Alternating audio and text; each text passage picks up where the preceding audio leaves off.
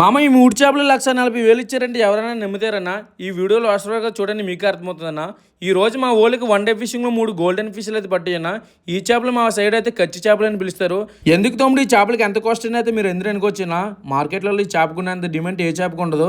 చూసారు కదన్నా, చాలా అంటే చాలా ఫ్రెష్గా ఉన్నాయి. జస్ట్ ఇప్పుడే పడ్డాయి. ఈ చేపలు మేలా ఫీమేల్ అని చెక్ చేశాక అయితే వేలంపాట అనేది స్టార్ట్ చేస్తారన్నా. చూసారు కదా మా అన్ని అయితే ఎలాగైతే కోస్తున్నారో, ఇవి ఇలాగ కోసాకైతే సాఫ్ట్వేర్కి చూపించిన తర్వాత వేలంపాట అనేది స్టార్ట్ చేస్తారు. చూడండి అన్న, అందులో వైట్గా ఉన్నది కదన్నా, దానికే ఎక్కువ డిమాండ్ ఉంటుంది. చేప అది నార్మల్గా తినవచ్చు.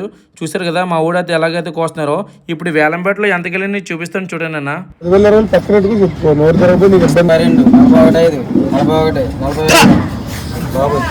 ఇదే చేపలు ఫీమేల్ కన్నా మేల్ చేప అయితే ఇంకెక్కువ డబ్బులు అయితే ఇచ్చినా. అదే మేల్ చేప అయితే ఒక 3 లక్షల నుంచి 4 లక్షల వరకు అయితే ఇవ్వచ్చు. ఈ చేపలు ఫీమేల్ అవడంతో 1,40,000 అయితే ఇచ్చారు. నా బ్యాక్ సైడ్ ఉన్నారు కదా నా అవన్నీ ఈ చేపలు అయితే ఇంకా వాళ్ళ ఇంట్లో లక్ష్మీదేవి పడినట్టు కన్నా. సరే మరి ఉంటాను బాయ్ అన్న.